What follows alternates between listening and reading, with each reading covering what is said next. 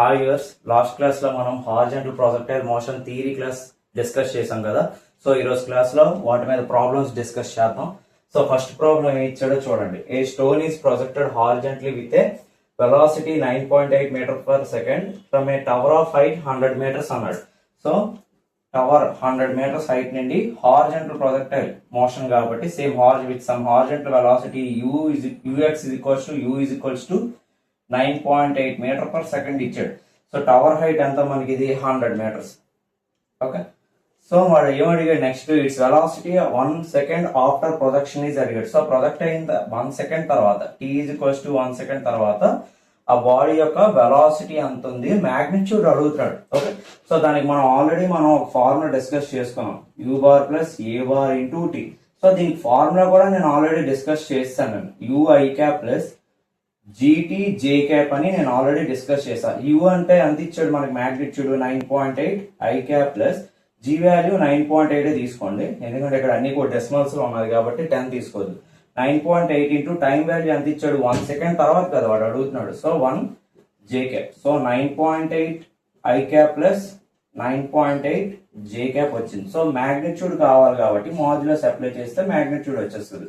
So root over vx square plus vy square is equals to root over 9.8, ఇక్కడ vx plus లో 9.8 ఉంది, vy plus లో ఇక్కడ 9.8 ఉంది. Okay, so 9.8 square, so root over 2 into 9.8 whole square అని రాసుకోవచ్చు కదా దీన్ని. సో రూట్ 2 టైమ్స్ ఇక్కడ 9.8 కూడా స్క్వేర్ ఉంది కాబట్టి 9.8 మాత్రం ఉంటుంది. So 9.8 root 2 metre per second is the magnitude of the velocity vector after 1 second. So option మనకి బి అవుతుంది ఆన్సర్ అన్నమాట. ఓకే, నెక్స్ట్ క్వశ్చన్ చూద్దాం.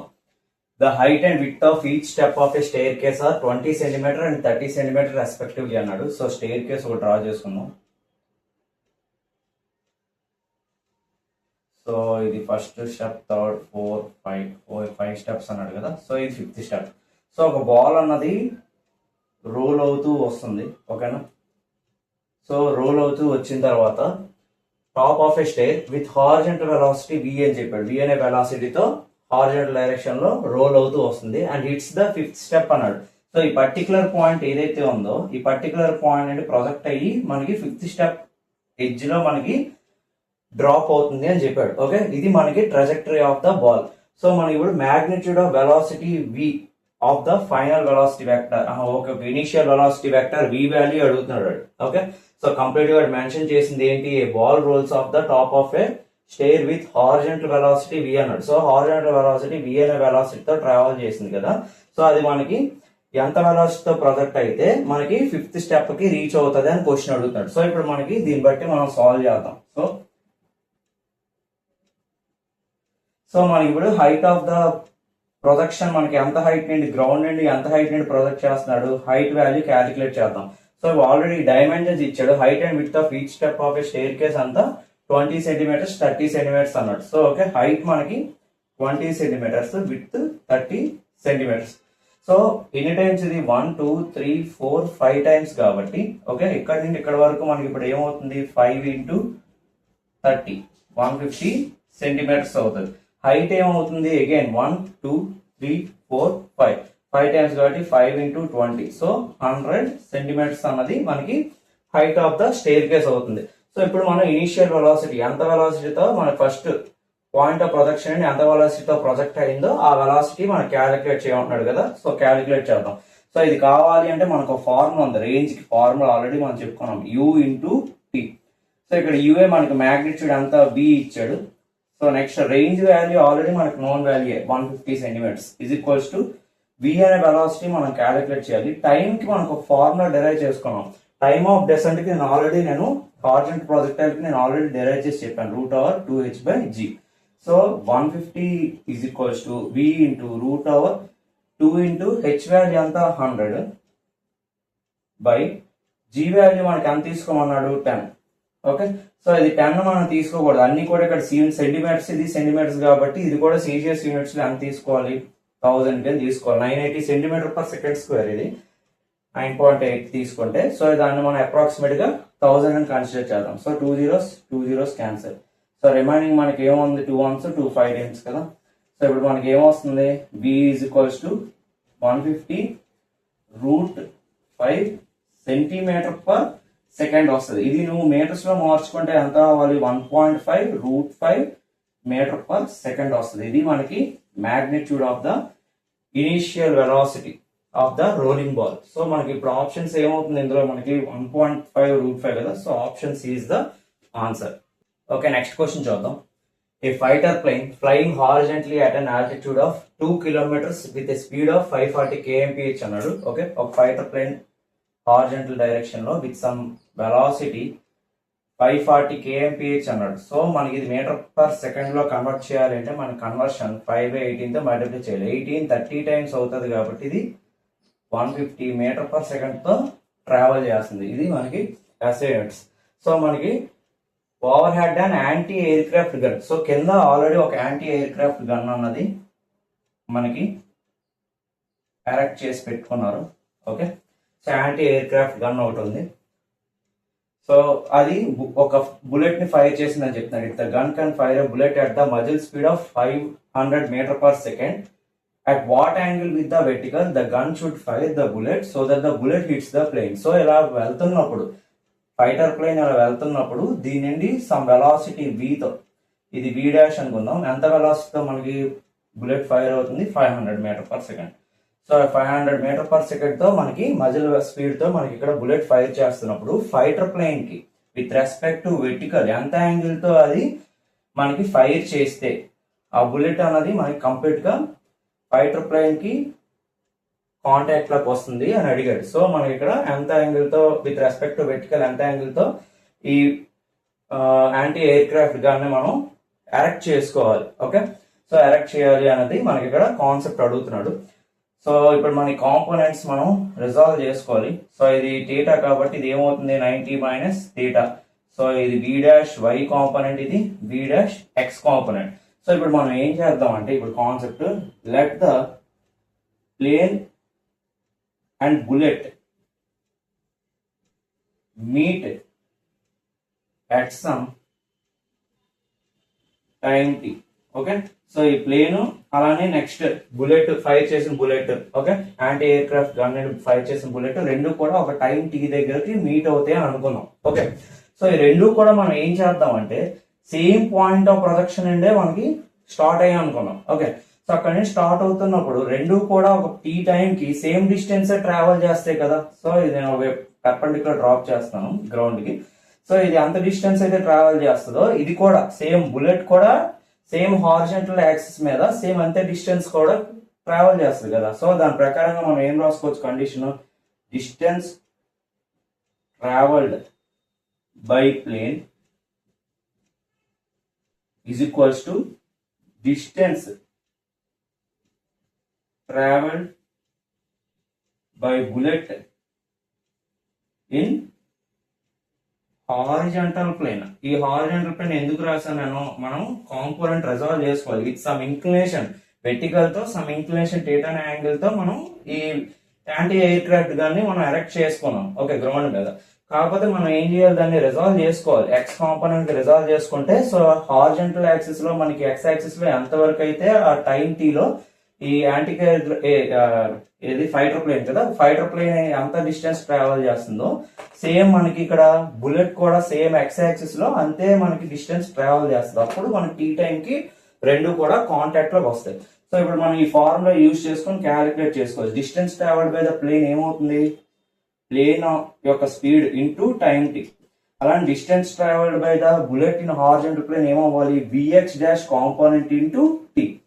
సో టైం వాల్యూస్ రెండు క్యాన్సిల్ అయిపోతాయి, సేమ్ టైం కే కాంటాక్ట్ లోకి వస్తాయి కాబట్టి. విపి అంటే ఎంత మనకి ప్లేన్ యొక్క velocity 150 is equals to V X dash అంటే మనం కాంపోనెంట్ రిజాల్వ్ చేసుకోవాలి. సో మనం ఈ వి dash component X axis resolve చేస్తే మనకి ఏమొస్తుంది, V dash cos 90 minus theta వస్తుంది.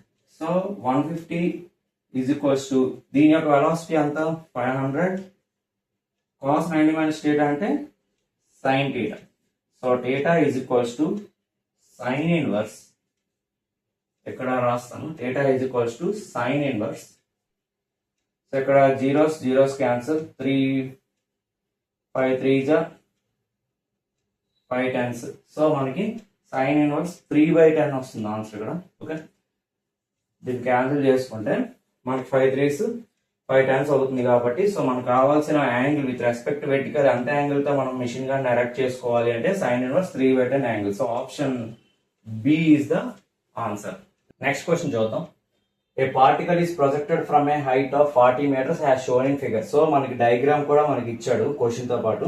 సో టవర్ హైట్ 40 meters నుండి ఒక బాడీ అన్నది విత్ సమ్ ఇంక్లినేషన్ 30 degrees తో మనం 10 meters per second తో బాడీని ప్రొజెక్ట్ చేస్తున్నాం.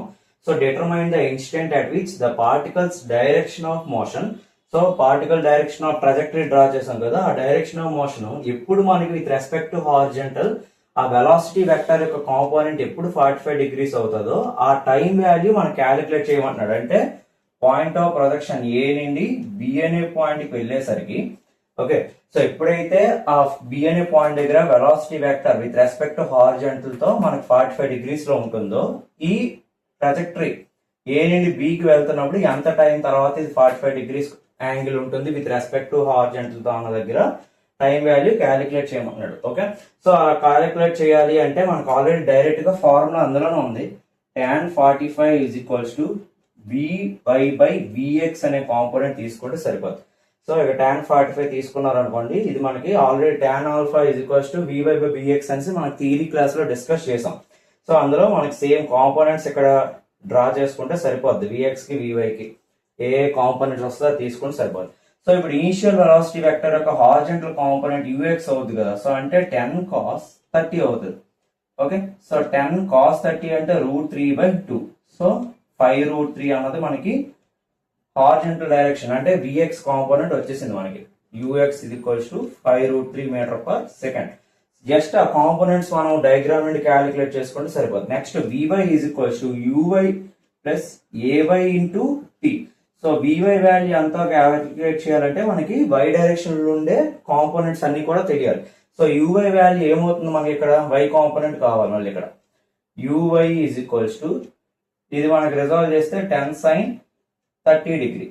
సో sin 30 1/2 కాబట్టి 10 into 1/2 అంటే 5 meter/second అవుతుంది.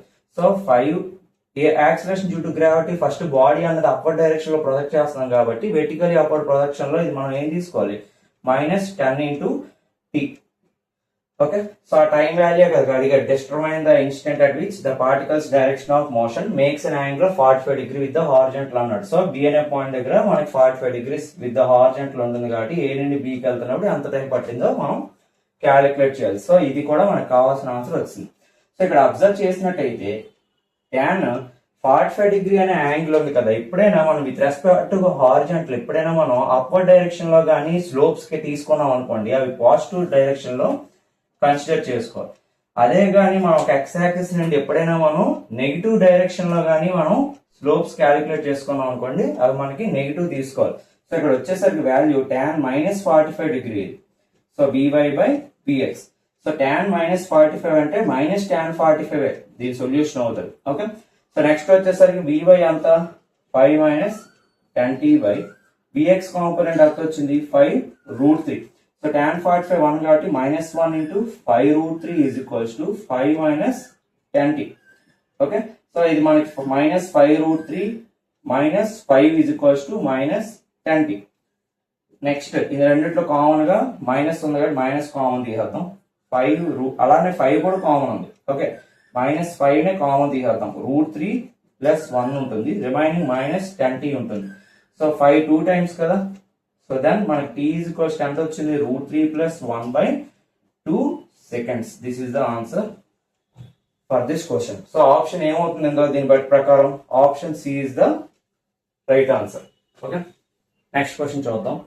The maximum distance to which a man can throw a ball by projecting it horizontally from a height h అన్నాడు. Okay, so ఒక టవర్ ఉంది, టవర్ హైట్ h ఇచ్చాడు. సో దాని నుండి ప్రొజెక్ట్ చేస్తున్నప్పుడు సో ఎంత డిస్టెన్స్ వరకు అది ప్రొజెక్ట్ చేస్తున్నాడు, maximum distance on the ground, ఇది కూడా మనకి హెచ్ అనే చెప్పాడు. నథింగ్ బట్ రేంజ్ వాల్యూ ఇచ్చాడు. Okay, so some velocity u తో మనం ప్రొజెక్ట్ చేస్తున్నాం అనుకుందాం ఇనిషియల్ గా. సో మనకి ఇప్పుడు ఆల్రెడీ రేంజ్ ఫార్ములా మనకు తెలుసు, u into t.